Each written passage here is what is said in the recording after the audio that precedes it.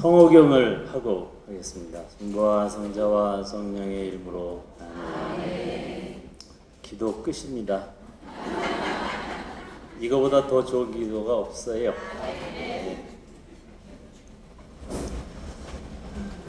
참미 예수님, 여러분들 처음 뵙겠습니다. 아니에요? 말씀 많이 들었습니다. 감사합니다.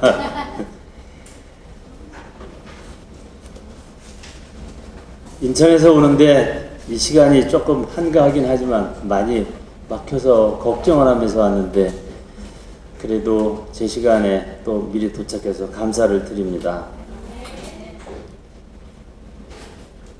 오늘 저는 우리들의 신앙생활에 있어서 필요한 것이 무엇인지를, 하늘나라의 보화를 쌓는 것이 무엇인지를 이렇게 말씀드리는 가운데 하느님께서 은혜 내려주시기 바랍니다. 그걸 끝나고 난 다음에 이제 행복에 대한 말씀을 드릴까 합니다. 언젠가도 제가 이 가정선교에서 한 이야기인데, 그 벤다이크가라고 하는 사람이 쓴 소설이 있어요. 그 소설이 하늘나라의 보화를 쌓는 것에 대한 이야기입니다. 벤다이크라는 사람이 더 맨션, 그런 소설을 썼어요. 더 맨션은 맨션 아파트, 그런 것처럼 대저택이라는 뜻입니다. 어떤 귀부인이 죽어서 천당에 가서 재판을 받고 이제 베드로를 따라서 당신이 살 집을 안내해 드리겠습니다. 그래서 그 귀부인은 베드로를 따라서 자기가 살 집을 안내받았어요. 처음에 커다란 저택이 있어서 내가 이 집에 살 건가 그랬는데 그 집을 지나고, 그래도 의리의리한 집이 있었는데 이 집이겠지 그랬는데 거기도 지나고, 나중에는 그래도 좀 괜찮은 집이 있었는데 거기도 지나고, 맨 마지막에 오두막집을 가리키면서 여기가 당신 살 집입니다. 그랬더니 이 귀부인이 나는 이렇게 조그만 집에서 산 적이 없다. 그러니까 아무리 당신이 그렇게 이야기해도 할 수 없습니다. 당신이 이 지상에서 올려 보낸 물자를 가지고 집을 지었는데 이 집밖에 질 수가 없었습니다. 그러니까 누구를 탓할 것이 아니라 당신 자신을 탓해야 됩니다. 이런 이야기입니다. 이 소설을 이렇게 보면서 우리가 이 세상에 사는 동안 하느님 나라를 결정하는 겁니다. 예수님이 하늘나라의 보화를 쌓으라 했는데, 그것은 다시 말해서 내가 살 집을 위해서 물자를 올려 보내는 것이 하늘의 보화를 쌓는 것입니다. 그러면 하늘나라의 보화를 쌓는 것은 무엇이냐? 집을 지으려면은 나무도 있어야 되고 세멘 콘크리트도 있어야 되고 여러 가지 인건비라든지 그런 자재들이, 또 인건비와 자재 이런 것들이 다 올라가야 집을 짓습니다. 그러면 내가 하늘나라에 보화를 쌓고 집을 짓는 것은 무엇일까? 교회는 세 가지를 말씀드립니다. 하나는 기도이고, 하나는 선행이고, 하나는 자선입니다. 우리가 교회에서 볼 때도 이 세 가지를 줍니다. 보석으로 무슨 기도를 하라든지, 아니면 무슨 착한 일을 하든지, 아니면 자선을 하라고 하든지 세 가지 중에 하나를 줍니다. 어떻게 말하면 이 세 가지는 우리가 지은 죄에 대한 보석일 뿐만 아니라 내가 하느님 나라의 보화를 쌓는 세 가지입니다. 그래서 여러분들이 잘 생각하시면서 신앙생활하세요. 기도, 선행, 자선. 이 중에서 하나가 없어지면은, 만일에 커다란 수레바퀴가 있다면 옛날 수레바퀴는 나무로 되어 있고 거기 나무가 닳을까봐 이렇게 철판으로 이렇게 했었던 수레바퀴가 있었습니다. 여기에 살이 있는데 세 가지의 살이라고 할 수 있어요. 이 크리스찬 생활의 수레바퀴 안에 세 개의 살이 있다. 이 세 개의 살은 여러분 살 알죠? 이 살 말고 그렇게 버팅겨주는 걸 살이라고 그래요. 그 살이 세 가지인데 기도, 선행, 자선. 한 가지가 부족하면 이게 찔그러지는 거예요. 그 바퀴가 쓸 수가 없어요. 다 조화를 이루어야 됩니다. 집을 짓는데 세멘트는 많은데 나무가 하나도 없어. 그 세멘트를 가지고 나무용으로 이렇게 대용을 할 수 있다고 하지만 쉽지가 않은 겁니다. 어떤 사람은 성당에서 기도는 참 열심히 하는데 영 생활은 그게 아니야. 사랑도 없고 인정도 없어요. 본당에서 주일미사 잘하고 기도 잘하고 예수님을 모셨습니다. 그러면 내가 예수님을 모셨으면 내가 감실이 되는 거예요. 그런데 주차장에 와가지고 차 빼는 것 때문에 막 건성을 높이고 싸웠어요. 이 감실과 저 감실이 싸우는 거예요. 기도는 잘하는데 영 생활은 아닌 사람도 있습니다. 남을 배려한다든지 또 양보한다든지 이런 것이 있어야 되는 거예요. 어떤 사람이 이런 얘기를 하더라고요. 그분이 참 나한테 좋은 얘기를 많이 해주시는데 그 사람의 신앙은 본받을 만한데 행동은 생활은 정말 본받지 말아야 되는 사람들이 있다. 그래서 성당에서는 굉장히 열심히 신앙생활 하는데 신앙은 본받을 만한데 생활은 절대로 본받았으면 안 된다는 사람을 보잖아요. 그럼 뭔가 저는 기도는 잘하는데 선행이 없는 거예요. 그래서 기도, 선행, 자선에 대해서 제가 구체적으로 이 연사 지금부터 말씀을 드리겠습니다.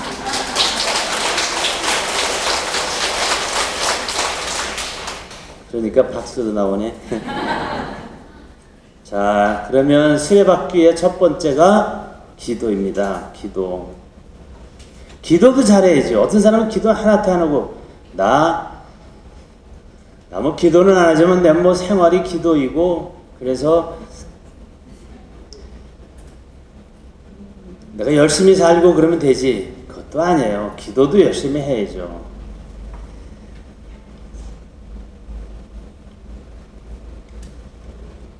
내가 누구랑 화해를 하러 간다.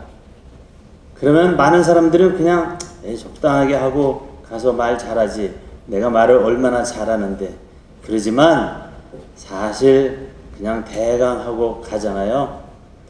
야, 내가 어저께 너랑 이게 다툰 거, 그거 내 마음은 그런 마음이 아니고 네가 먼저 말을 그렇게 하니까 내가 했지. 그러면서 그러니까 상대편을 자극해서 그게 사과하러 온 거냐?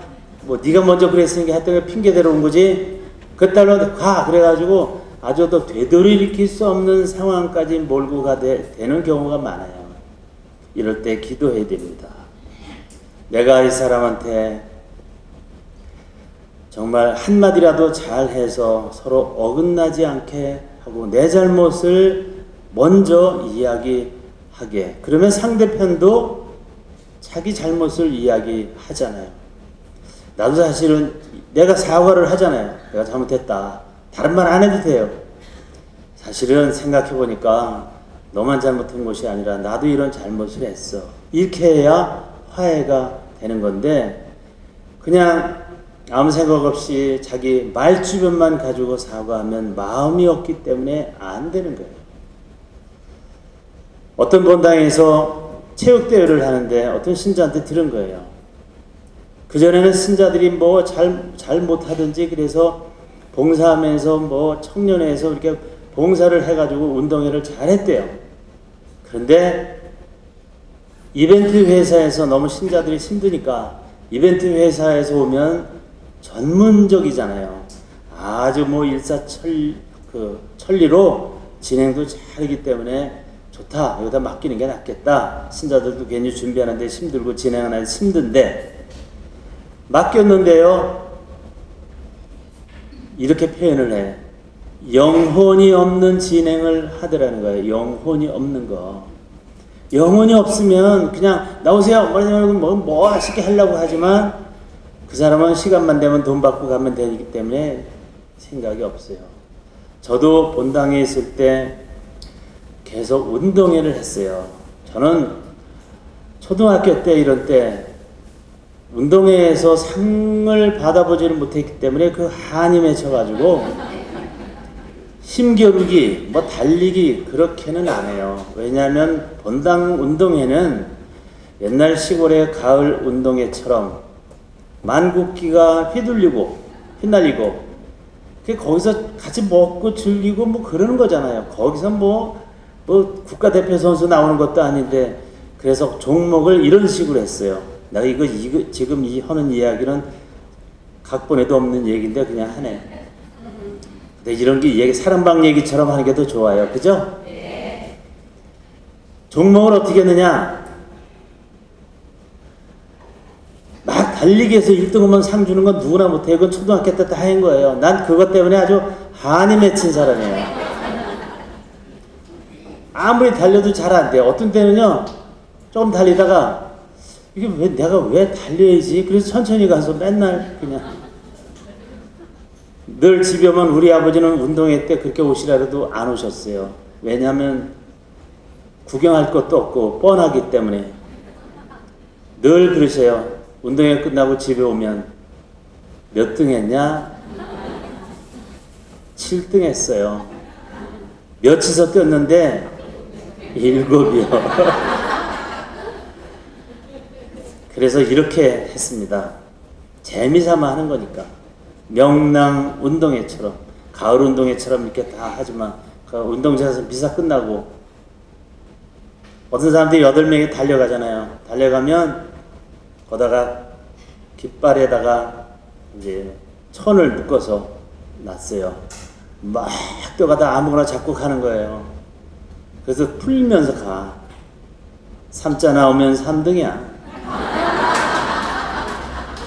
어떤 사람은 다리가 좀 아파서 자기도 운동했는데 한 번도 1등 해본 적이 없대요. 그냥 어디 간신히 하나 남잖아. 그래서 잡고서 들어보니까 일자가 나왔어. 그 사람은 1등이야. 그냥 천군 백군도 달려가다가 그 앞에서 눈 가리고 있는 청년이 있어요. 그러다가 막 달려가다가 뭐 초록 깃발도 있고 하얀 깃발도 있고 막 그러는데 그 결승선까지 거의 도달했을 때 이 청년이 흰 깃발을 딱 들면 파란색 깃발 들고 가던 사람은 다 뒤로 돌아가서 다시 흰 길을 가져와야 되는데 맨 늦게 그냥 어슬렁어슬렁 하얀 기 잡은 사람은 다 파란 기 잡고 오는 사람도 있지만 다 그냥 자기가 1등인 거야 그냥. 이제 그런 이제 식으로 그러니까 이게 영혼이 없는 이벤트 회사의 운동회는 재미가 없고 신자들이 호응도도 없다는 것입니다. 그래서 우리가 신앙생활 하는데 기도도 열심히 하고 또 내가 누구랑 화해하러 갈 때 반드시 기도를 하고 가면 그 사람과의 화해의 대화가 혼이 있어요. 말주변만 가지고 대화를 해서 서로 이렇게 화해가 되는 것이 아닙니다. 그렇기 때문에 기도를 하고 화해를 하러 가는 것은 영혼을 이렇게 만들어 놓고 가는 것입니다. 저는 애미 신부인데 애미에 가면 부부가 반드시 쓰래요. 써서 10분 쓰고 10분 대화합니다. 왜 쓰느냐? 이 쓰는 것이 자기 마음이에요. 부부가 대화하고 화해한답시고 얘기하다가 앉아서 내가 사실 이렇게 했는데 그게 잘했다고 생각해. 그러면 거기서 자기가 하려고 하던 말 다 없어지고 그럼 너는 뭘 잘했는데 그러면서 부부는 싸움으로 변해요. 처음에 내가 의도했던 것이 아니에요.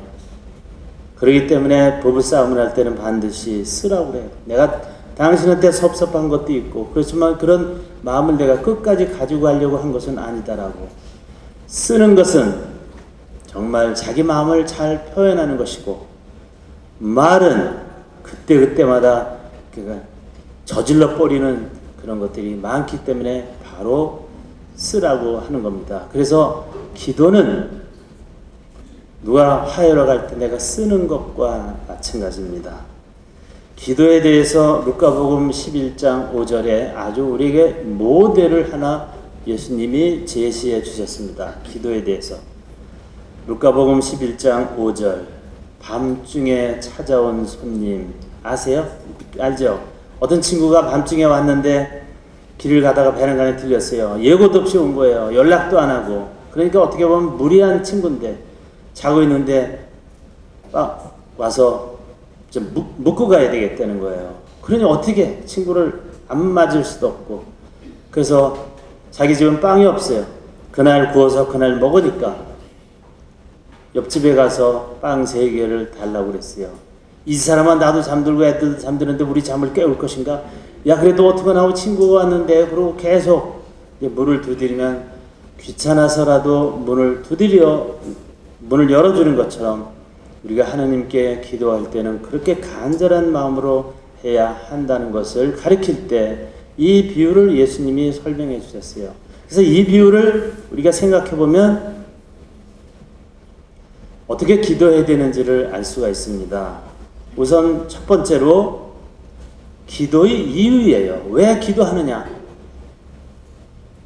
비유의 주인공은 갑자기 손님을 맞았습니다. 가난한 사람이었던 것 같아요. 손님한테 줄 음식이 없었어요. 밤중에서 사올 만한 가게도 없었을 겁니다. 그래서 이웃에 사는 친구한테 빵을 구하게 된 것입니다. 기도라는 것은 내가 할 수 없을 때 하는 거예요. 내가 할 수 있는데도 안 하면서 하면 그건 기도가 아닙니다. 하느님은 우주의 창조자이심으로 모든 것을 가능해 하실 수 있다는 그 믿음이 필요하고, 또한 내가 할 수 없는 일을 하나님께 부탁하는 것입니다. 두 번째로 기도는 열심히 해야 돼요. 열심히. 괴롭히지 마라. 이미 문이 닫혔다. 아이들의 잠을 깨울 것인가? 이렇게 화를 낼지도 몰라요. 그래도 끝까지 문을 두드렸습니다. 포기하지 않고 계속 두들기면 결국 간청을 들어준다는 것이 이 비유의 핵심입니다. 기도도 한두 번으로 끝날 것이 아니라 정성과 열심을 다해 계속되는 간구가 요청됩니다. 고3 수험생 위해서 1년만 기도할 것이 아니라 늘 준비하면서 그 자녀를 위해서 기도하는 엄마의 정성이 더 중요합니다. 문이 열릴 때까지 포기하지 않고 구하는 끈기 있는 기도의 태도를 이 비유에서 가르쳐 주셨습니다. 저는 지난번에 얘기했듯이 굿을 많이 하던 집에서 태어났는데, 저는 그때 유교가 끝나고 난 다음에 이제 어린 시절을 보냈는데 시골 양곡이었어요. 김포 양곡. 저는 매년 굿을 했을 때 굿 하는 걸 좋아했어요. 왜냐하면 굿이나 먹고 떡이나 얻어 먹으니까. 우리가 영세하고 난 다음에 우리 어머니는 저를 위해서 신부가 될 것을 몇 차례 권고하고 묵주기도를 하셨어요. 온 가족이 다 영세했는데 우리 아버지는 독야 청청하셨어요. 그래서 우리 아버지를 위해서 묵주기도 한 번, 신앙생활을 위해서, 내가 신부가 되는 것을 위해서 묵주기도 한 번, 내가 신학교에서 많이 흔들릴 때 어머니가 저를 위해서 묵주기도 하는 걸 생각하면 어머니 가슴에 못을 박는 것 같아서 나올 수가 없었어요. 아, 이거는 어머니의 기도 때문에 사제가 됐다, 이런 생각이 들었어요. 이 기도는 20년을 어머니는 그냥 주야장창 하셨어요. 물론 20년 하고 더 했는지는 모르지만 하여튼간 모르죠. 우리 아버지가 영세를 하고 내가 신부가 됐으니까 이제 끝쳤는지도 모르지만 기도는 그렇게 끈질기게 해야 되는 것입니다.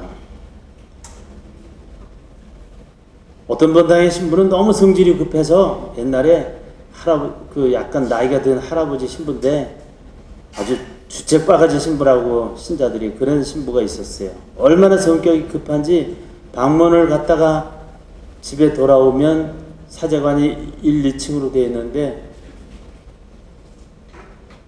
앞에 초인종이 있는데도 문을 쾅 두들기는 거예요. 그러면 2층에서 이렇게 청소를 하던 자매님이 그 성질을 아니까 조금만 늦으면 안 되니까 막 뛰어내려와서 앞문을 열려고 그러면 그걸 못 참아서 뒷문 부엌문에 가서 꽝꽝 또 두들기면 또 다시 앞문으로 열려고 왔다가 뒷문이 두들겨지니까 또 다시 자매님이 거기 갔다가 가니까 또 앞문에서 두드리는 거예요.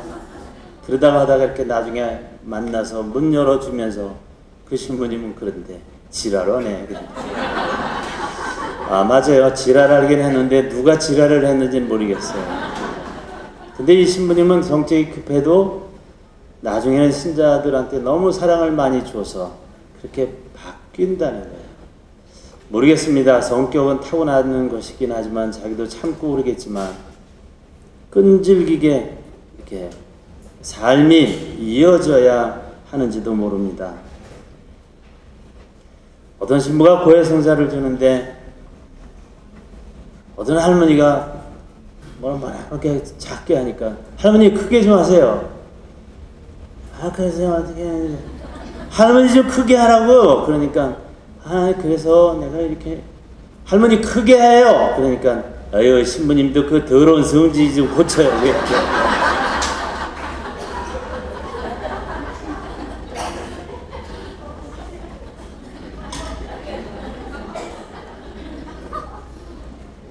그렇게 좋아요?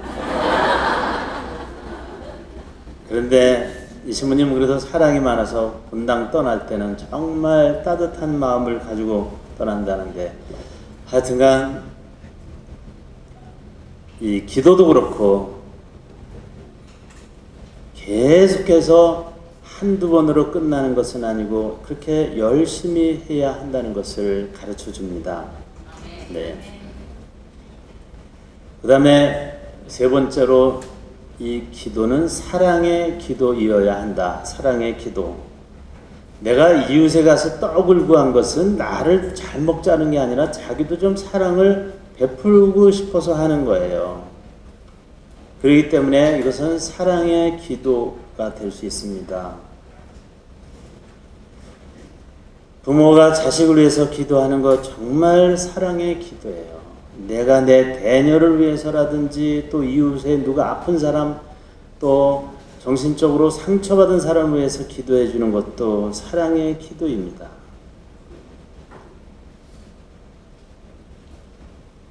이 손님은 우연히 들린 것 같아요.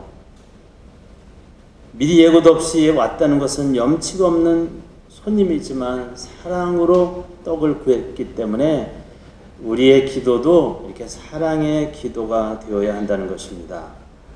네 번째로는 믿음의 기도이어야 한다는 것이 이 밤중에 온 손님 루카복음 11장의 포인트입니다. 믿음의 기도. 이 친구는 귀찮더라도 계속 이야기를 하면 들어줄 거다. 그런 어떤 믿음이 있기 때문에 끝까지 기도를 하게 됐습니다. 이 사람은 다 잠자리 들어도 어떻게 하냐. 그래도 계속 두들기니까 문을 열어줬어요. 어떤 아버지가 생선을 그러면서 이 복음 끝에 예수님이 이런 말씀하셨어요. 어떤 아버지가 생선을 달라는 자녀에게 뱀을 주며 달걀을 달라는데 전갈을 주겠는가. 하느님 아버지는 믿음으로 드리는 기도를 반드시 들어주신다. 빵을 달라는데 돌을 줄 아비가 어디 있으며 생선을 달라는데 뱀을 줄 아비가 어디 있으며 달걀을 달라는데 전갈을 줄 아비가 어디 있겠느냐. 그런 표현을 쓰셨어요. 그럼 첫 번째, 빵을 달라는데 돌을 줄 아비가 어디 있겠느냐. 유태인들은 빵을 구워서 식을까봐 돌멩이도 따뜻하게 구워서 소쿠리에 넣고 보자기를 덮어놨어요. 그렇기 때문에 빵과 함께 이 돌이 있기 때문에 천천히 식어요. 학교에서 돌아온 아이가 빵 달라 그러면 아버지가 그 소쿠리 보자기 속으로 이렇게 손을 넣어서 잡히는 대로, 돌은 딱딱하잖아요. 그거를 줄 나비가 어디 있냐는 거지. 아이가 딱딱하면 돌이 안 되고 바로 옆에 있는 빵을 준다. 왜 느닷없이 돌과 빵을 왜 연결시켰느냐. 바로 그런 배경입니다. 빵을 달라는데 돌을 줄 아비가 어디 있으며, 또 생선을 달라는데 뱀을 줄 아비가 어디 있느냐. 원래 이 뜻은 뱀이 아니라 뱀장어예요. 근데 유태인들은 뱀장어를 먹지 않아요. 비늘 없는 것은 안 먹어요. 그런데 우리나라 말로 번역할 때 생선을 달라는데 뱀장어를 줄 아비가 어디 있으며, 그러면 우리나라 사람들은 더 좋지, 더 비싼데. 그래서 생선을 달라는데 뱀을 줄 아비가 어디 있으며 그랬는데, 이것도 그래. 뱀 더 비싸지 사실은. 근데 못 먹는 것을 주시지 않는다.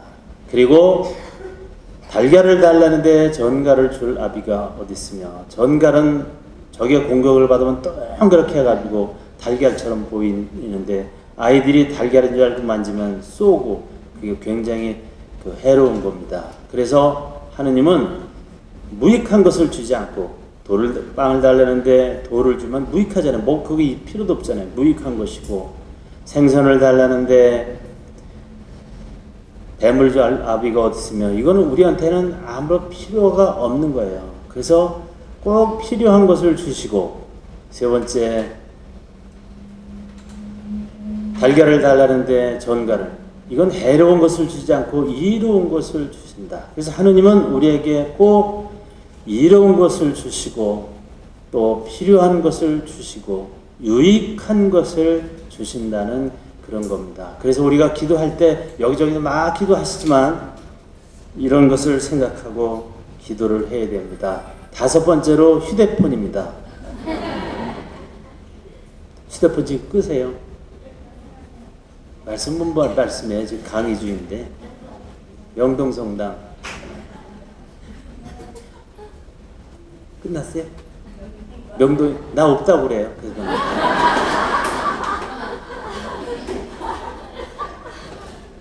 그 사람 해화동으로 갔나 보다. 명동 어디까지 했어? 다섯 번째, 떡 3덩이만 달라고 그랬어요. 뭐 이것저것 많이 하는 게 아니야. 구체적인 기도를 해야 됩니다. 다섯 번째, 구체적인 기도. 기도가 구체적인, 그냥 이것저것 뭐 주고 싶은 거 다 주세요. 막 그렇게 하면 안 되는 거예요. 병원에 가서도 의사한테 가서 아파서 왔는데 어디가 아프세요? 몰라, 이게 온몸이 다 쑤시고 아프니까 그냥 아무데나 다. 그러면 수술을 해야 돼요. 네, 수술하는데 아무데나 다 째요.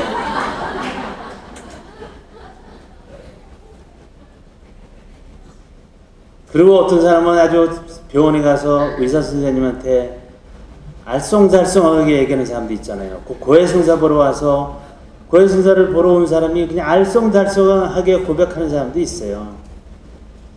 내가요, 그냥 늘 기분이 나쁠 때는 그냥 남한테 막 이야기도 막 하고 그러는데, 그러니까 사해주세요. 이렇게 무슨 말인지도 모르니까.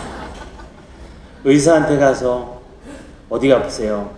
글쎄요, 머리도 아프고 배도 아팠다가 이 발 장단지도 아프고, 어떤 사람은 머리 어디가 아프게, 머리가 아프게, 배가 아프게.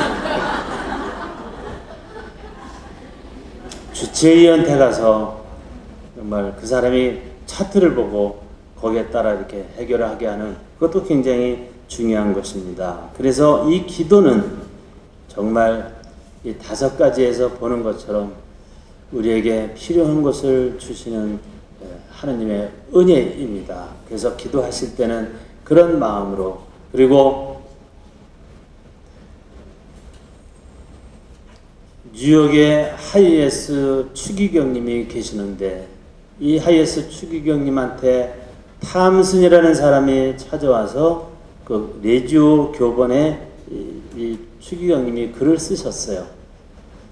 탐슨이라는 사람이 찾아와서 내가 영혼의 병을 앓고 있다. 내가 냉담했을 때 내 딸이 5살 먹었는데 죽었다. 내가 걔 유아영세를 못 시키게 했다. 내가 냉담하고 있었기 때문에.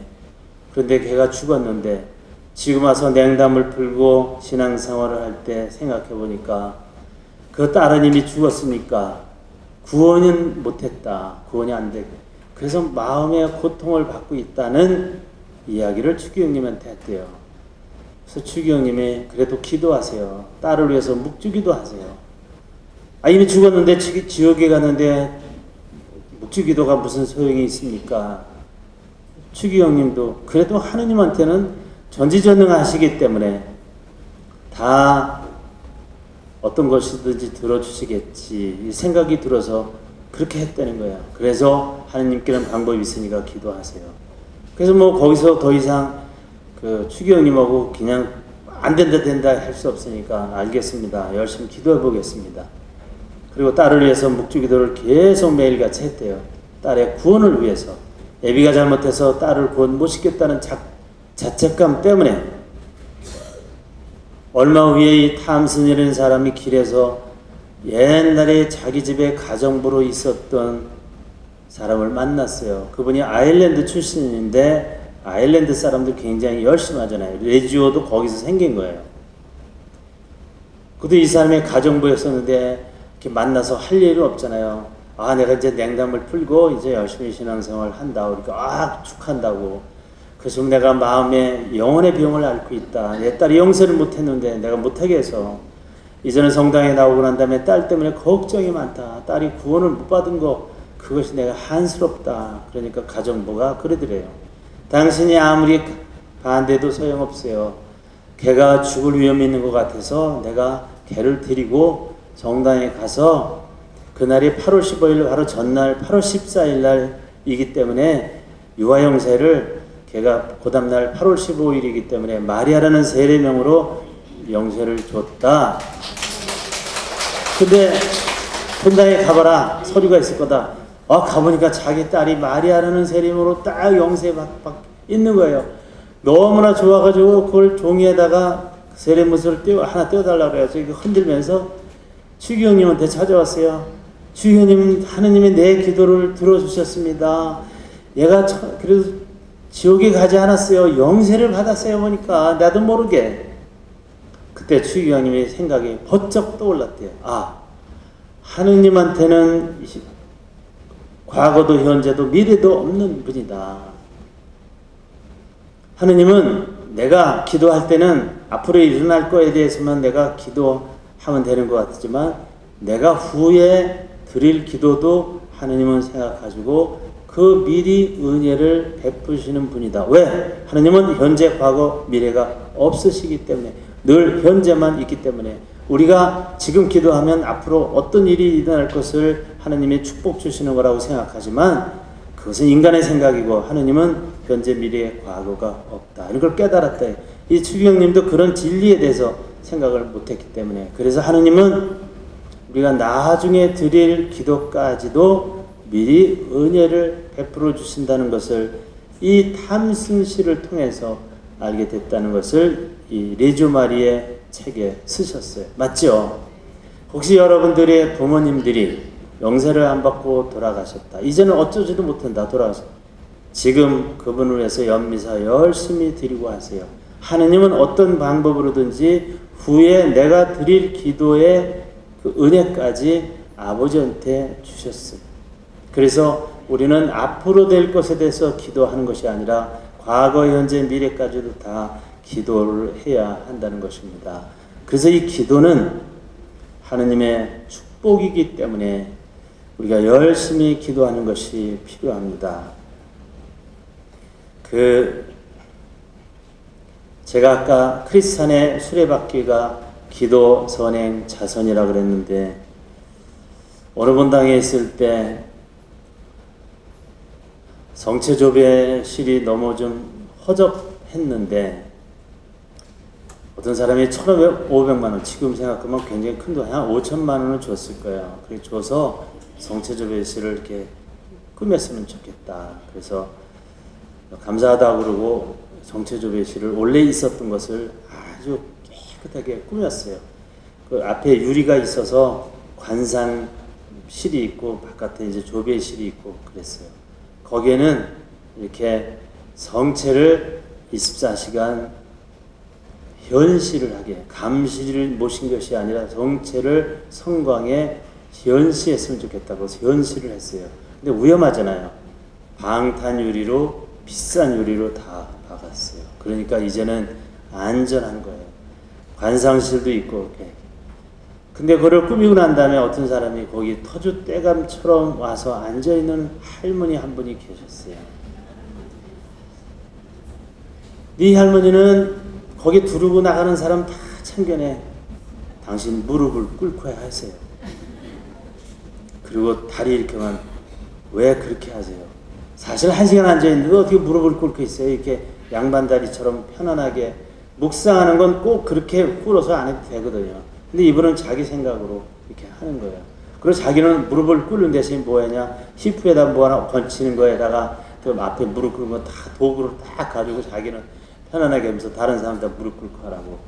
여기 아주 이 양반이 거기에 대장이야, 대장.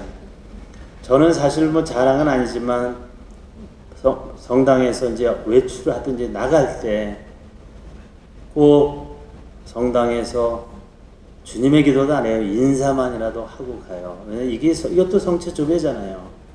어느 본당에 갔는데 인사를 하고 가는데 사제관에서 나오려면 꼭 성당 대성당 앞을 지나가게 돼서 거기서 문 열고 이렇게 인사하고 간단하게 기도하고 가는데 밑에 내려가니까 또 소성당이 있어요. 그래서 소성당에도 가서 또 안 할 수 없으니까 거기서 하는데 나중에 신자들이 하도 성체조배실 꾸며달래서 성체조배실 그 옆으로 이제 꾸며놨는데 일단 거기도 들려야 되네. 거기도 큰아버지, 작은아버지, 삼촌한테 가서 그런데 하여튼 그렇게 그래서 그런 습관이 있어서 이번 당에 와서 잠깐 성체조배실 문 열고 그냥 문안 인사 드리고 가려고 그러면 그분이 신분이 그렇게 하려면 못 들어오세요. 가서 좀이라도 앉아있고 성체조배를 해야지. 그래서 알았어요. 그리고 그 다음 그 사람이 무서워가지고 못 가겠어. 근데 크리스찬이 뭐냐? 기도, 선행, 자선인데 그 사람은 선행이 안 돼. 남을 배려하는 마음이 없어.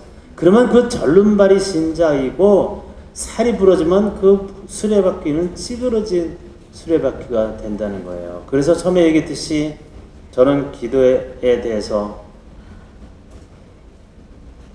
그 사람의 신앙은 본받을 만한데 생활은 아니라는 이야기를 한 것입니다.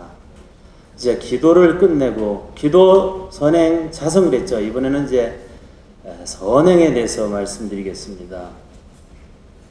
이거 내가 12시까지인데 이거 너무 길게 해서 그냥 이거 하늘의 보화를 쌓는 것 이 3가지만 하고 못할 것 같아요. 일단 그렇게 할게요. 그리고 행복에 대해서는 그냥 다음 호에 계속 하겠습니다. 두 번째로는 선행. 이 선행이 굉장히 중요하고 남을에게 배려하는 그런 마음들 있잖아요. 어떤 사람은 성당 다니면서 뭐 쳤다위 할 때 그 사람 선행이 부족하고 남을 배려하는 마음이 없는 거예요. 그러면 내가 성당에서 기도만 열심히 하면 그게 되느냐? 내가 너를 봐서도 성당에 안 간다. 그럴 수도 있잖아요. 어떤 애가 초등학교 4학년쯤 되는 남자인데 고해 성사를 봤어요. 고해 비밀은 얘기할 거 없고 근데 고해 비밀이 그래. 초등학교 4학년이니까 죄가 거기지 뭐. 그래서 걔한테 야, 너한테 보석으로 신부님이 착한 일을 주고 싶은데 어떤 걸 줄까? 빨래를 줄까? 설거지를 줄까? 심부름을 쉴까? 뭐 청소인가? 그렇게 할까? 그랬더니 아무나 다 줘요. 저는 다 할 수 있어요. 내가 너 그 빨래를 주고 싶은데 주세요. 저는 다 할 수 있어요. 야 네가 빨래해봐. 네 양말이나 빨겠지. 그랬더니 아니지, 이불 빨래도 해요. 어떻게 하냐, 이불은 그냥 세탁기 확 집어넣고 물만 틀어놓으면 된대요. 그래서 아이고 얘한테 그걸 보석을 줬다가는 아무 이불이나 그냥 갖다가, 그래서 엄마 설거지를 한번 준 적이 있어요. 이것도 선행입니다. 옛날에는 어떤 사람이 돌아가시면 그 집에 가서 장례를 다 이렇게 도와주고 신자들이 그러는 바람에 지금은 이제 장례식장이 있으니까 그 신자들이 그런 것을 보고 그 온 가족이 다 신앙생활로 이렇게 시작한 가족들이 많잖아요. 이 선행이 전교에는 굉장히 중요한 것입니다. 헤어지는 날까지라고 하는 책이 있어요. 이 헤어지는 날까지라는 책에 보면은 일본의 시리에타라는 신부가 왜 신부가 되었는지를 적고 있습니다. 이 헤어지는 날까지라는 책은 시리에타 신부와 일본의 작가 또 소노 아야코, 미우라 아야코 말고 소노 아야코라는 작가가 있어요. 이 작가와 이 시리에타 신부가 서로 주고받은 편지를 통해서 엮어진 책이 헤어지는 날까지입니다. 여기에서 이 시리에타 신부는 내가 왜 신부가 됐는지를 적고 있어요. 대동아 전쟁 때였습니다. 미국의 폭격을 받아서 시리에타는 자기 음악집을 잃어버리고 아버지를 잃었어요. 자기는 15살 먹은 소년이었는데 밑으로 여동생 넷이 있었어요. 졸지에 소년 가장이 되었기 때문에 내가 이제는 무언가를 해야 되겠다. 그래서 사명감에서 배낭을 하나 짊어지고 어떻게 해서든지 무너진 음악집을 새로 지어야 되겠다 생각하고, 뭐 15살 먹은 애가 뭘 제대로 짓겠어요. 그냥 그치만 아무 물자도 없고 전쟁터기 때문에 물자가 있을 만한 미군 부대를 밤에 친구 한 명의 도움을 받아서 몰래 들어갔어요. 들어가서 연장에 들 만한 것을 다 배낭에 짊어지고 있을 때 어떤 억센 손이 시리에타 손을 꽉 잡았어요. 이 15살 먹었으니까 아직 다 성장이 안 됐죠. 또 미군 병사는 덩치가 크니 2m나 되는 그런 미군 병사 앞에 진짜 세 발의 피예요. 아니면 세 발의 피에 헤모그로빈이든지. 억센 손이 딱 잡았을 때 보니까 미군 병사였어요. 나 이제 죽었구나. 그래서 벌벌 떨고 있는데 이 미군 병사가 뜻밖에도 이런 이야기를 하는 거 있어요. 이게 간단한 영어니까 네가 더 필요한 것 있으면 가져가라. 그거 알아들었지 애도. 더 필요한 것? 나는 여기서 죽어도 아무 말도 못해요. 전쟁터에서 한 사람 죽는 건 뭐 왜 죽었냐 따지지도 않고, 그리고 폭탄 맞아 죽었다 그러고, 또 뭐 외국인 창고에 들어가서 물건을 훔치다가 죽으면 그거는 개 죽음이고 아무도 얘기를 못해요. 근데 이 사람이 뜻밖에도 너 필요한 것이 있으면 더 가져가라. 이 사람 앞에 자기도 모르게 무릎을 꿇었어요. 당신은 누구십니까? 나도 당신과 같은 사람이 되고 싶습니다. 내가 학생 때부터 남을 위해서 나는 이런 사람이 되어야 되겠다 생각을 하고 있었는데 미군 병사가 뜻밖의 자기를 벌 줄 줄 알았는데 이렇게 하는 걸 보고 나도 이런 사람처럼 되어야 되겠다. 당신은 누구십니까? 나도 당신과 같은 사람이 되고 싶습니다.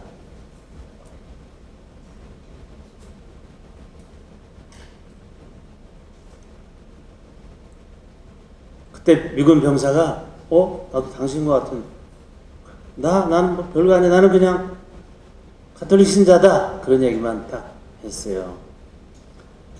그래서 이 사람은 그때부터 나도 가톨릭 신자가 되어야 되겠다 생각을 하기 시작했습니다. 부대를 빠져나와서 그래도 그 사람이 챙겨준 대로 이렇게 이제 간단한 음악집을 이렇게 짓고 살게 되었는데 머릿속에 그 미군 병사가 생각이 나는 거예요. 나는 천주교 신자다.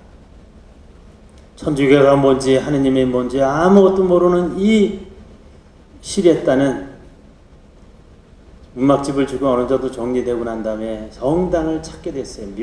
일본은 성당이 많이 없어요. 굉장히 어렵게 이렇게 성당을 찾아서 이제 하느님을 믿게 됩니다. 그리고 영세를 받고 자기 네 여동생 어머니까지 다 영세를 받게 됩니다. 그리고 생각했어요.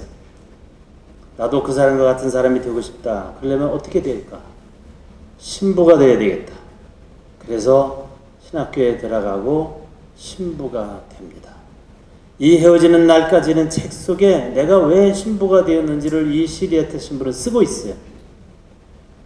근데 사실 미군 병사는 내가 도와준 이 사람이 나중에 온 가족이 성당에 다니고 신부가 될 거는 생각도 못하고 있을 거예요. 그렇지만 이 사람이 한번 베풀어진 이 사랑이 이 한 가족을 신앙으로 이끌고 사제로 만드는 것을 까마득하게 모르고 있을 거예요. 누가 나한테 나도 당신이 믿는 하느님을 믿고 싶다 이렇게 이야기를 한다면 내가 얼마나 행복할까. 나도 당신이 다니는 성당에 다니고 싶다. 그럼 얼마나 좋겠어요. 당신은 하느님을 닮았다. 그런 얘기를 하면 얼마나 좋겠느냐 하는 거예요. 그래서 우리는 그렇게 잘 못하더라도 나도 당신이 다니는 성당에 가고 싶다. 그런 얘기를 하는 것은 당신을 봐서 좋았고 또 성당이 누군가에 의해서 다 좋게 보이고 그러니까 전체 천주교 신자들이 그런 마음을 가지고 살면 이것이 바로 전교가 되는 것입니다. 그게 바로 하늘나라의 보화를 쌓는 거예요. 다른 거 아니에요. 네. 그래서 나의 작은 행동 하나하나는 어떤 한 사람을 구원의 길로 이끌 수도 있어요. 정확한 통계는 아니지만 개신교 신자와 천주교 신자 돈 떼먹고 도망간 사람 누가 더 많은가?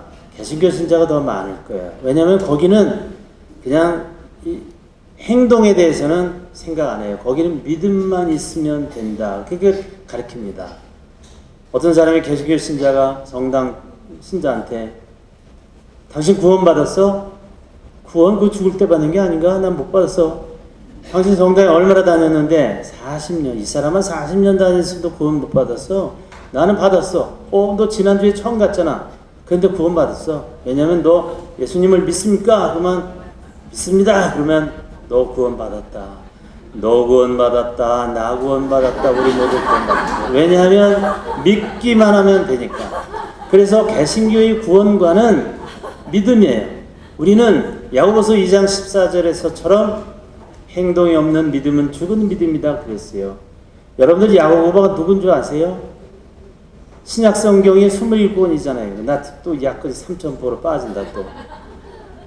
신약 성경이 27권이잖아요. 그죠? 마태오, 마르코, 루카, 요한 이 네 복음은 예수님에 대한 거니까 빼고 예수님 거 빼고 요한복시록 빼고 사도행전은 사도들에 대한 행전이니까 빼고 그래서 몇 개 뺐어요? 몇 개 뺀지도 몰라요? 사복음 뺐고 사도행전 뺐고 묵시록 뺐고 몇 개 뺐어요? 6개 뺐잖아요.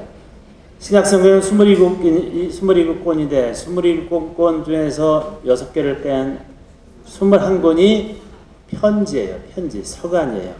이 21권 중에서 바오로 사도가 직접 쓴 것도 있고 뭐 쓴 것도 있고 합쳐서 하여튼간 14권, 바오로 직접 쓴 건 8권이고 뭐 제자나 누가 쓴 것이 6권. 그래서 하여튼간 바오로 사도가 이름으로 쓴 것이 14권이에요. 21에서 14을 빼면 얼마예요? 빨리빨리. 네, 맞습니다. 빙고. 7권입니다. 이 7권은 카톨릭의 가장 냄새가 나서 카톨릭 서간이라고도 해요. 7권. 그 중에서도 이것은 여러 명이 썼기 때문에 공동으로 썼다. 바오로 사도가 쓴 것이 아니기 때문에 공동서간이라고도 합니다. 이 공동서간 쓴 이 사람이 누구냐? 다 예수님의 제자예요. 요한 1, 2, 3서, 베드로 전서, 후서, 야고보서, 유다서. 이 야고보는 뭐냐? 예수님의 제자잖아요. 이 야고보가 쓴 것이 뭐냐? 행동이 없는 믿음은 죽은 믿음이다. 그래서 이 7권은 카톨릭적인 냄새가 많이 나서 카톨릭 서간인데 예수님을 따라다녔던 사람이기 때문에 예수님의 사상을 제일 많이 반영했어요.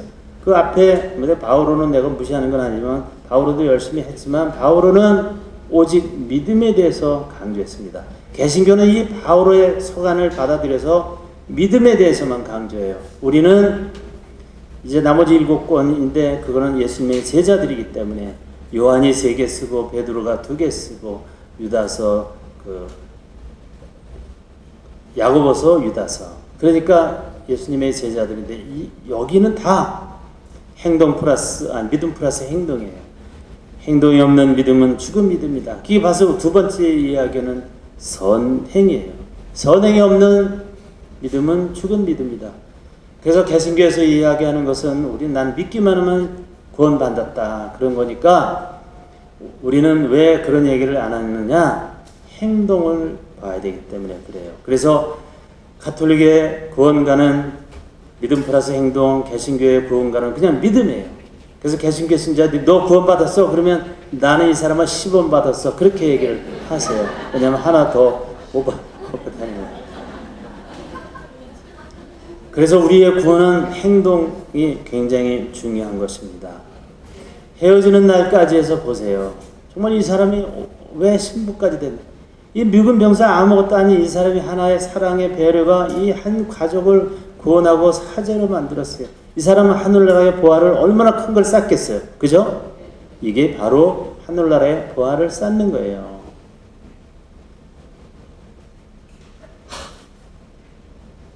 제가 답동성당 이제 주교자, 명동처럼 인천의 주교자 성당에 본당 신부로 있을 때, 내가 그때는 직접 교리를 가르쳤어요. 그때 한 80명 정도가 교리를 이제 배웠는데, 우리 반에서 면담을 했어요. 왜 성당에 다니게 됐느냐. 근데 굳이 두 사람이 같이 들어왔어요. 보니까 두 사람이 자매이기 때문에 그냥 같이 면담하러 들어왔어요. 왜 성당에 다니게 되었느냐 물어보니까 큰어머니 때문에 성당에 다니게 됐대요. 자기들은 강원도 정선에 살았는데 거기는 중학교밖에 없어서 고등학교 시내로 오게 되었는데, 거기는 누가 고등학교 다니려면 묵을 집이 있어야 되는데 마침 큰어머니 집이 있었대요. 이 사람은 큰어머니 집이래. 사실 큰아버지인데 하여튼간 그게 큰어머니에 대한 생각이 더 많으니까 그렇게 말하는 거죠. 큰어머니는 정말 자기들을 얼마나 사랑을 했는지 모른대요. 자기 어머니보다도 큰어머니를 더 좋아했대요. 사실 조카가 1년도 아니고 3년을, 1명도 아니고 2명이 우리 집에 와서 고등학교를 다닌다는 것은 이게 보통 힘든 일이 아니잖아요. 내 자식도 간수하기 힘든데. 이 어머니는, 큰어머니는 정말 사랑이 많아서 자기들 조카 둘을 고등학교 3학년 동안 잘 돌봐줬대. 자기는 큰어머니를 보면 천사 같다 이런 생각을 했대요. 어느 날 주일날이 되면 머리를 깨끗하게 빗고 성당에 아주 옷도 깨끗하게 입고 성당에 가는 모습이 너무 천사 같았대요. 나도 이 다음에 크면 우리 큰어머니가 다니는 성당에 가야 되겠다. 우리 큰어머니가 믿는 하느님을 믿어야 되겠다. 그래서 그 머릿속에 있었는데 나중에 서울에 와가지고 이제 학교 졸업하고 직장 생활하고 막 그러다가 이 동생은 은행 직원이었고 그 언니는 해사고등학교 선생님 부인이었어요. 그러니까 언니는 결혼했고 두 사람이 같이 예비자 교리를 했어요. 그때 이제 휴대폰이 울렸겠지.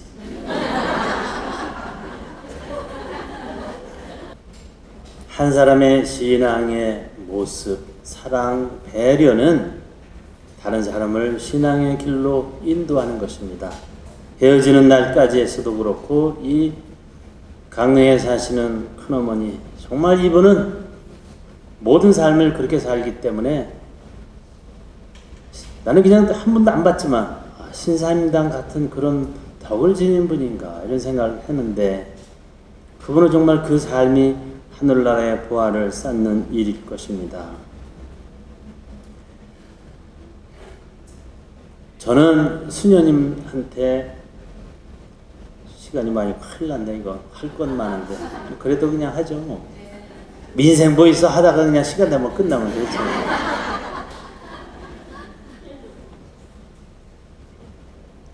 저는 수녀님한테 야단을 안 쳐요. 왜? 제가 첫 번째 본당을 역곡성당을 정당 짓는데 갔어요. 근데 이 수녀님이 늘 뭘 빠뜨려. 어느 신자집에 무슨 축복을 하러 가면, 가게나 있는데 축복으로 가면 양복을 입고 가잖아요. 근데 이걸 긴 장배기가 있고 가운데까지 오는 것이 중배기, 소배기라고 하는데, 이런 때는 양복을 입고 가니까 수단을 안 입었으니까, 수단 입었을 때는 중배기도 괜찮지만 양복을 입었을 때는 그 반이 오는 중배기를 입고 딱 하면 무슨 꼭두각시 옷 입은 것 같아. 이 스님 맨날 이거를, 스님 이 옷을 가져오면 어떡하냐, 이건 긴 장배기를 가져와야지. 그래서 그냥 했어요. 그래도 그냥. 근데 어느 한 번은 수원에 우리 사모교원이 부동산을 냈대요. 그 축복을 하러 갔는데 성수 그릇도 있고 뭐 옷 준비 다 했는데 성수가 없어. 지금은 내비게이션이 있어 금방 채워도 되지만 거기 근처에 성당이 어느 성당이지 찾을래 바에 살이 인천까지 오자. 그래서 그 많은 사람들이 1시간 기다리고 있다가 본당에서 성수를 가져와서 축복을 했어요. 어느 날 미사를 하다 보면 주습상에 포도주가 없고 물이 없고 손 닦을 물이 또 없고 그래요. 내가 수녀님 한번 불러서 야단쳤어요. 수녀님은 나사가 빠졌어요. 어떻게 이렇게 맨날 이렇게 하나씩 다 틀릴 수가 있어요. 이미 죄송해. 나는 그래도 좀 잘하려고 그러는데 그래요. 더 이상 변명을 안 하시더라고요. 근데 어느 날 새벽 미사를 이제 아침 6시인데 한 뭐 5분 전이나 뭐 23분 전에 이제 하려고 한 15분 전, 20분 전 일어나서 이게 세수하고 이만 닦고 성당에 갔는데 성당이 텅 비었어요. 아무도 없어. 보니까 왜 오늘 이렇게 없나 보니까 할머니 한 분이랑 수녀님이 저 앞에서 기도를 하고 있어요. 그 문제의 수녀님이. 내가 다시 시계를 봤어요. 알람이 잘못돼서 1시간 미리 깨우는 거예요, 얘가. 그냥 무조건 그러고 시간 됐어. 보니까 내가 5시에 성당에 온 거예요. 그 6시까지 1시간을 어떻게 해? 너무너무 억울해가지고 다시 1시간 자도 이게 잠이 올려나 뭐 억울해서 막 하다가 수녀님을 보는 순간에 그럼 저 수녀님은 몇 시에 나온 거야? 저 수녀님 새벽 미사 할 때마다 와서 1시간을 기도하는 게 할머니들 일찍 오는 사람들이 4시 반부터 문 열어달라고 그러니까 문 열어주고 수녀님도 5시부터 그냥 기도하는 거예요. 이때 내가 생각했어요. 1시간 내가 하느님께 보석하는 마음으로 기도하자. 기도를 하고 난 다음에 생각을 했어요. 미사하면서. 저 수녀님은 저렇게 1시간을 와서 기도를 했다. 그런데 나는 그냥 한 3분 전에 와서 칼처럼 와가지고 미사를 뭐 하면서 폼 재고 지가 제일 잘난 것처럼 막 하고 사실은 수녀님이 미사가 이루어지기까지 얼마나 많은 시간을 도와주고 했는지 모르죠. 그래서 나중에 수녀님한테 내가 이제 앞으로는 수녀님 야단 안 칠 거예요. 죄송해요. 그랬어. 내가 회개를 많이 했다. 그랬더니 수녀님이 그러시더라고요. 그 전에 얘기 안 하더니 야단 맞을 때는 얘기 안 하더니 사실은요 여름에나 이런 때 신부님이 이제 손 닦고 그럴 때 냉장고에 놓다가 미사 바로 직전에 물도 딸고 포도주도 딸고 그러면 또 포도주가 자꾸 상할 수도 있기 때문에 그렇게 했다가 미리 해놓으면 어떤 수녀님은 그 전날 해놓지. 그러니까 나사가 안 빠졌지. 내 수녀님은 더 잘하려고 이렇게 했다. 그 얘기 듣고도 감동 먹었어요. 그리고 수녀님이 일찍 일어나서 미사 기도하는 거예요. 내가 수녀님한테 약속했어요. 내가 수녀님 내가 내 사제생활 일생 동안 내가 수녀님 야단을 안 치겠습니다. 나 지금까지 지키죠. 근데 내가 또 인천교보에서 우리 수녀연합회 지도신부를 했어요. 한 100명이 이렇게 뭐 2박 3일 피정할 때 사랑하는 내 딸들아 그러면서 하는데 그 수녀님도 좋아하고 나도 좋아하고 이게 사람 마음 먹기에 다른 거구나. 나도 요 조금이라도 요것도 하나의 하늘나라의 보화를 쌓는 것이 아닐까 하는 생각도 하긴 하는데 뭐 하느님 마음이시겠지. 여러분들이 대답을 안 해주시네.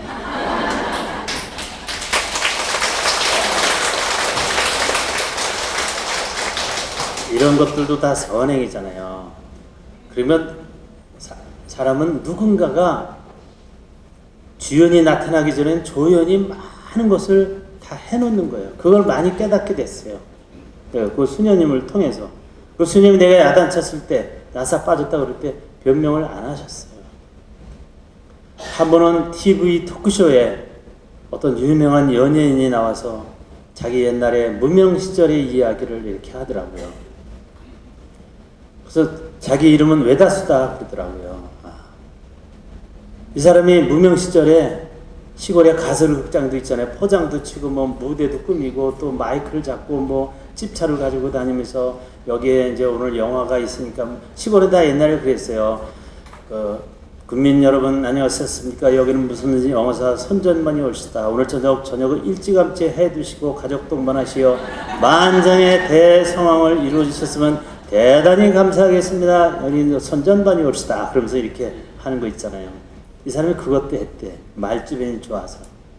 그리고 엑스트라도 했대요. 거기는 주연이 어떤 데 폼 잡고 탁 나오면 개런티도 많이 받고 딱 나와서 연극할 때는. 그래서 자기는 이제 엑스트라도 하고 막 뛰어나오는데 막 빗자루질하고 쫙 하고 나가고 그런 것도 다 했대요. 자기가 늘 불만이 있었대요. 왜 일은 자기가 제일 많이 하는데 개런티는 그 주연이 제일 많이 받고 난 포스터에 이름도 안 나오냐고. 그러니까 누가 그랬대, 감독이. 너 이름 있잖아, 이 포스터에. 포스터에 어디 있어요? 김지미 외다수. 너 이름이 여기서 외다수야, 너는.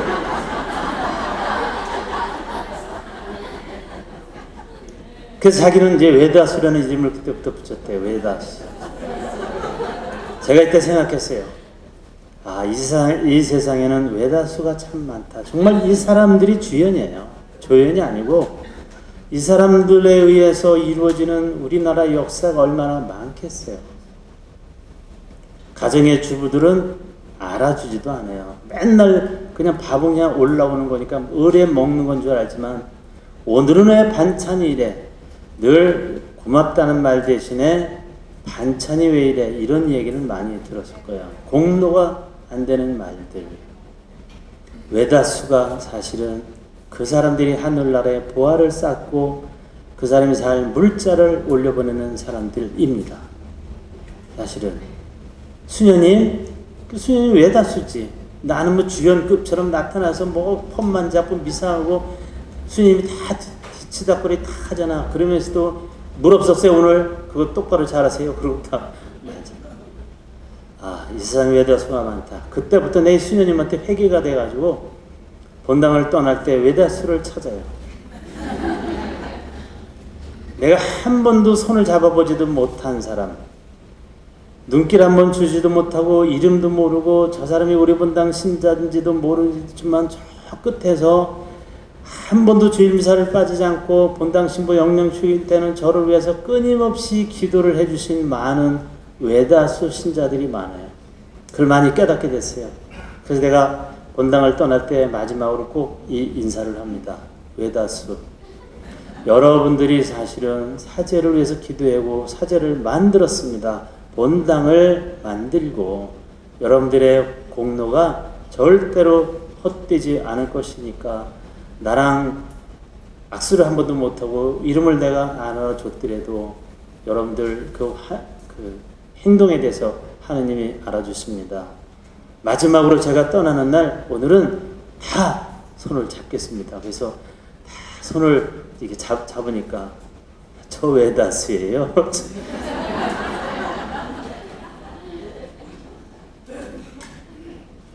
거기서 자기 이름을 그냥 딱 줄 서서 나오는데 뭘 이름을 댄다고 내가 외울 것도 아니니까 어떤 사람은 외다수입니다. 외다수입니다.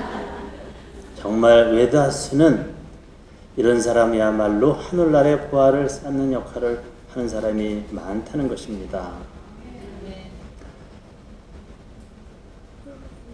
성경에 보면은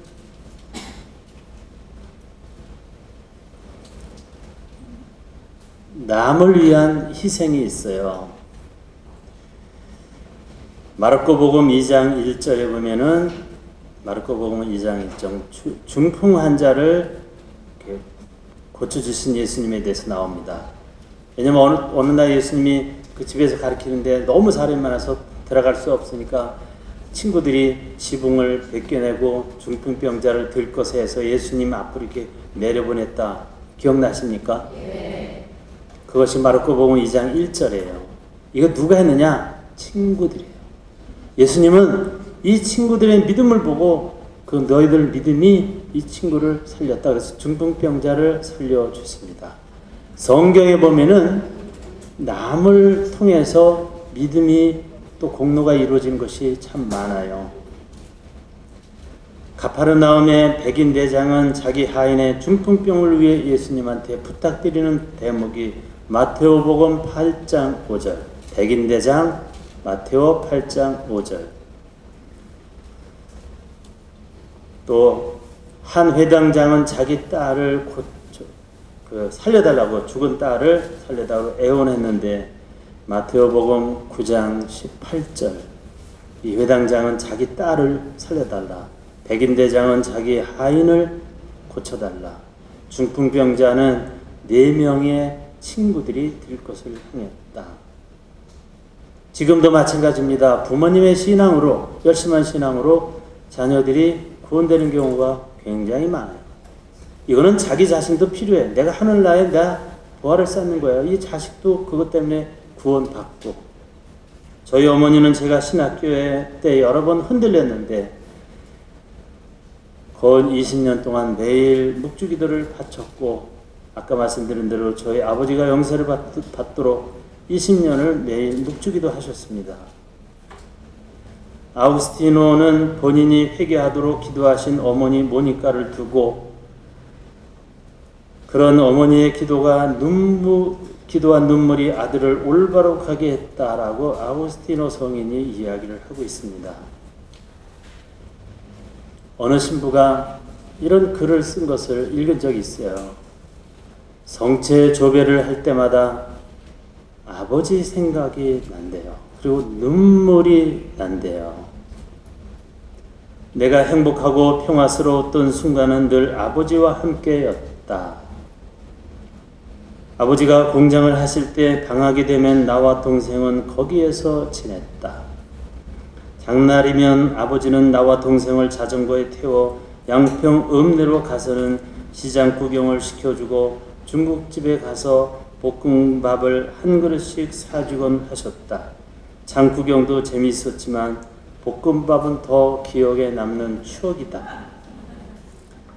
옛날에 그랬죠. 뭐 짜장면 해도.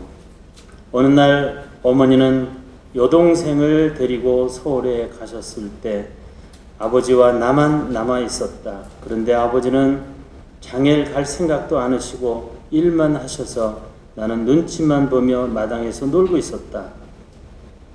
오후 늦게 아버지는 자전거를 꺼내셨다. 내 평생에 이렇게 신나는 일은 없었다. 아버지 자전거는 미루나무 숲길을 지나 강옆을 쌩쌩 달렸다.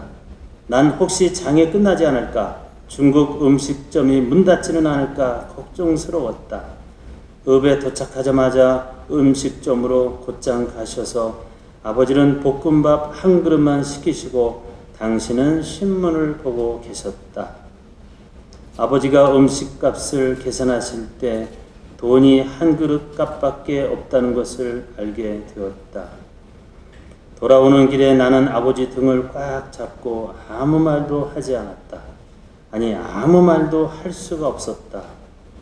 지금도 아버지 자전거에 매달려 달리는 모습을 생각하면 눈물이 난다.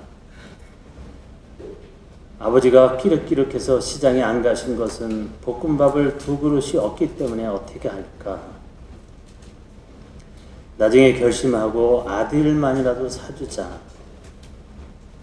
먼 훗날 자기가 신부가 되어서 남을 배려하는 마음, 신자들을 먼저 생각하고 아끼는 마음은 아버지에게서 온 것이다. 이렇게 썼어요. 이 세상에는 남을 위한 기도, 또 남을 위한 그런 사랑의 배려 때문에 다 구원받고, 나도 눈물이 나서 참았는데 자꾸 눈물을 흘리신 분이 있어서, 이 신부님은 이 아버지한테 배운 걸 거라는 생각이 들어요. 낙선물은 떨어진데 또 떨어진다는 말이 있어요. 낙선물 계속 똑같은데 떨어져요. 아버지가 그렇게 했기 때문에 이 신부도 아버지를 생각하면서 자기는 볶음밥 하나 시키지 않고 남을, 자식을 먼저 시키는 그런 마음을 이 아버지한테서 배우는 거예요. 이렇게 되면은 다 하늘나라의 보화를 쌓는 것이 아닐까. 아버지도 쌓고 아들도 쌓고, 그러면 하늘나라의 보화를 쌓는 것은 따따블로 쌓는 거예요. 그죠? 네.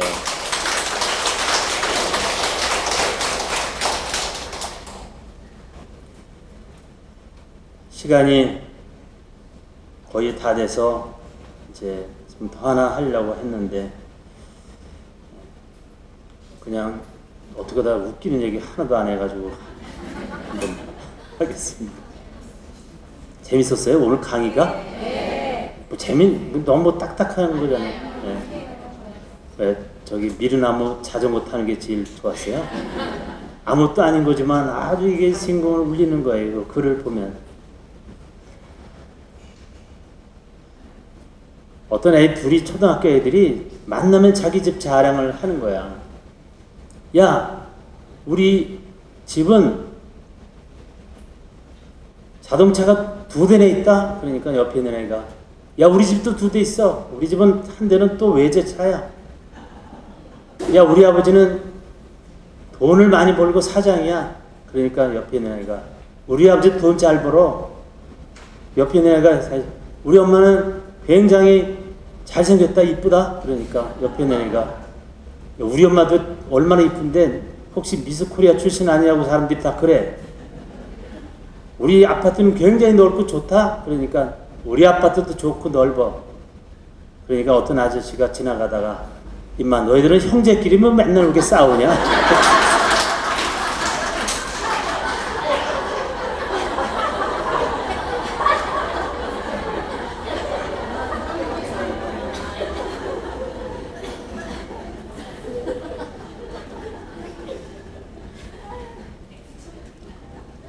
재밌어요? 재밌는 게 아니라 웃겨. 그래서 여러분이 잘 웃어서 한 가지만 더 하겠습니다.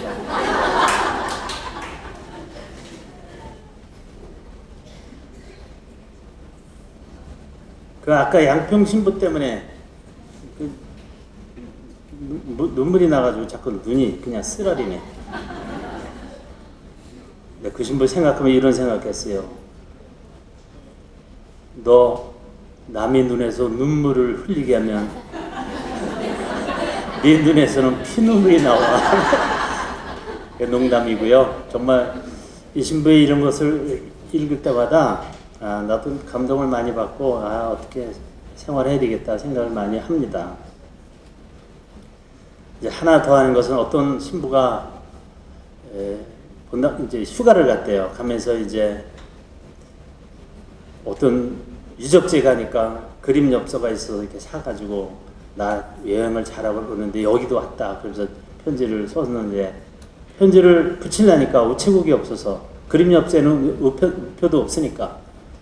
어떤 애들이 놀고 있더래요. 그래서 애들한테, 야, 여기 우체국이 어딨냐? 그러니까 어떤 애가, 우체국이요? 저를 따라오세요. 그래서 앞에 쩔렁쩔렁 가더래요. 그래서, 야, 니네 집도 이쪽 방향이냐? 우체국 방향이야? 그랬더니, 아니에요, 우리 저 반대예요. 그러더래요. 그거 되게 착하잖아요. 그냥 가라고 하면 될 텐데. 야, 너 되게 착하다. 너는 니네 집이 반대인데도 우체국에 나를 데려다 주는 거 보면 너 되게 착한데, 혹시 너 성당에 다니냐? 그랬더니, 그때 내 못 들어 다녀요. 그러더래요. 그래서 너 성당에 다니면 천국 가는 길을 가르쳐 주지. 그랬더니 아저씨는 우체국 가는 길도 모르면서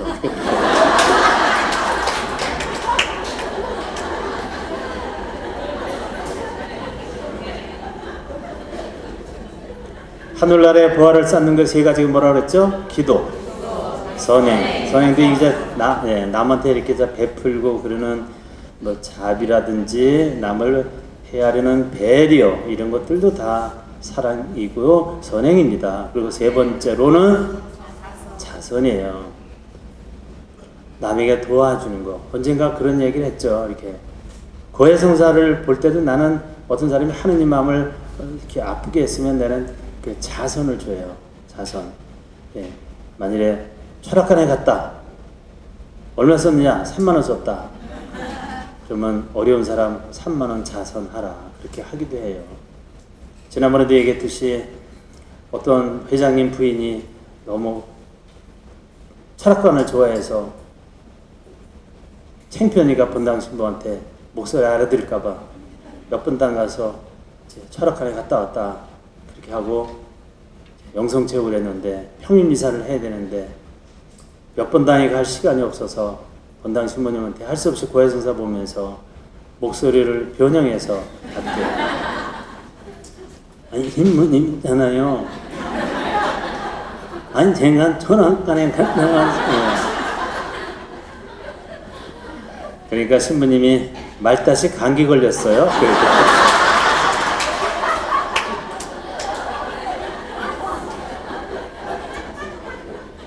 아니 아무리 몸소리를 변형해도 아니 잘 안 듣는 거예요.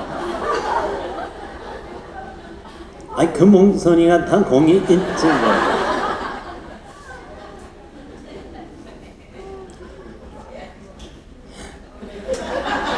자매님 지금까지 가만히 있다 이제 와서 그렇게 흐느끼셔요.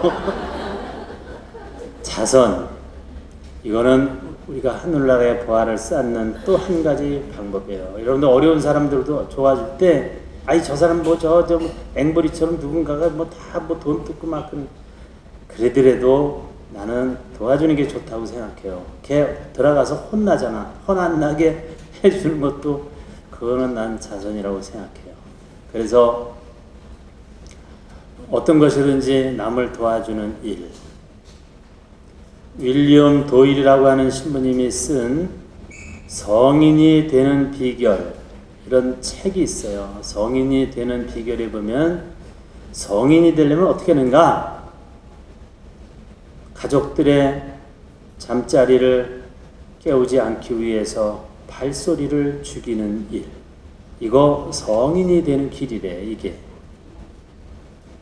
남이 떨어뜨린 휴지 조각을 줍는 일. 남한테 말 한마디 따뜻하게 해주는 일. 이런 것들이 성인이 된대요. 저는 어떻게 보면 이것은 사랑의 힘이고 배려이고 하늘나라의 보화를 쌓는 것이다 생각 들어요. 가족의 잠자리를 깨우지 않기 위해서 발소리를 죽이는 일. 출근 시간이 서로 다른 가족들이 많이 살 때 정말 그게 필요하거든요. 근데 어떤 그 부부 모임 할 때 어떤 엄마가 그래요. 신부님 이 사람은 가족들을 다 깨워놓고 출근한대. 아 시간 됐다 뭐하냐. 그 왜 그렇게 하냐. 혹시 늦을까봐 그냥 미리 일어나서 1시간 전에 깨워놓고 가. 1시간 더 자려고 그러잖아요. 난 무슨 신부인지 몰라요. 근데 자기는 아침도 안 먹고 가면서 그래서 다 잠을 깨워놓고 가는 거. 이것도 사실은 성인이 되지 못하는 거예요. 발소리를 죽이고 남을 배려하는 마음이 얼마나 중요한가. 불교에서는 자선행위를 보시행위라고 그럽니다. 이 보시행위 여러 가지가 있지만 그 중에서 안시라는 것이 있어요. 남을 따뜻하게 바라보는 눈길. 이렇다면 장애인도 할 수 있고 누구나 다 자선행위를 할 수 있다는 거예요. 따뜻한 마음을 보여주고 또 따뜻한 눈길을 보여주는 것도 선행이기도 하지만 자선이라는 것입니다. 그래서 오늘 하늘나라의 보화를 쌓는 것, 이 세 가지는 늘 우리가 생각하면서 평생을 내가 간직하면서 생활을 하셔야 될 거다, 덕목이다 생각하면서 이연사 강의를 마치겠습니다. 감사합니다.